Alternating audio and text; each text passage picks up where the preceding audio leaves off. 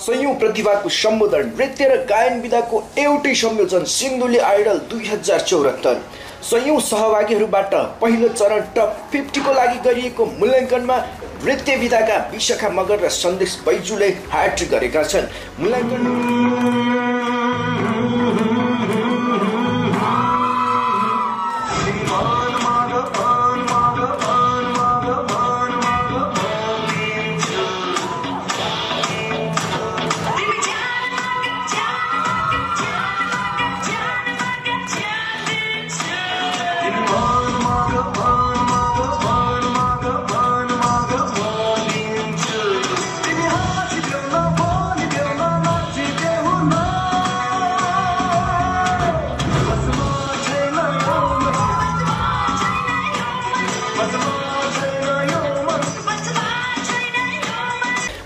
निर्णय टिम तथा उपस्थित सहभागीहरूको मन जित्दै टप 50 को उपाधि निर्णायक टिमका गायक मिलन सुर्खेती, नृत्य निर्देशक सञ्जय मगर र मोडल बबिता शर्माले स्टेजमै टप 50 को कार्ड हर्षोल्लासका साथ प्रदान गरे।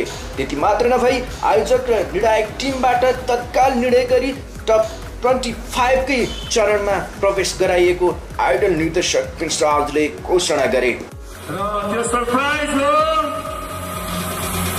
उनीहरू टप 50 मा हैन टप 25 मा आउनुभयो सबैहरु।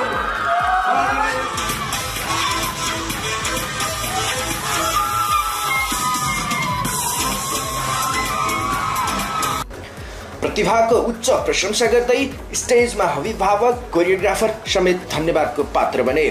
अभिभावक विशाखा मगरका आमाले कोरियोग्राफर सन्तोष नेपाली र प्रगतिशील प्रतिभा केन्द्रका संयोजक सुमन आइडुलाई धन्यवाद ज्ञापन सहित आयोजक सिन्धुली आइडल प्रति पनि आभार प्रकट गरे। हाम्रो नानी बाबुहरूलाई मेरो छोरी अथवा मेरो नानीलाई चाहिँ यो प्रतिभा चिनेर तपाईको छोरीले यस्तो गर्नु यतिको प्रतिभा छ तपाईको नानीमा, त्यही भएर म्याम हजुरको छोरीलाई चाहिँ हामीलाई एकचोटि दिनु पर्यो भनेर विशेष सरको रिक्वेस्टमा हो यो। त्यही भएर यहाँसम्म ल्याइदिनु भएकोमा सर्वप्रथम त विशेष सुमन सर र सरलाई धेरै धेरै धन्यवाद दिन चाहन्छु। साथै लुकेर बसेको प्रतिभा प्रस्फुटन गरिदिनु भएको यति ठुलो प्लेटफर्म दिनु भएकोमा अब यो सिन्धुली आइडल सम्पूर्ण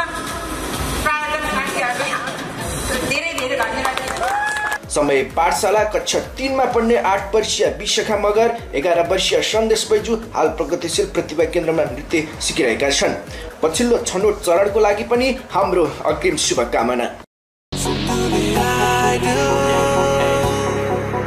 आदरणीय सम्पूर्ण कलाप्रेमी महानुभावहरू, सिन्धुली आइडल र आइडल सम्बन्धी जानकारीको लागि यहाँहरू हामीसँगै रहनुहोला।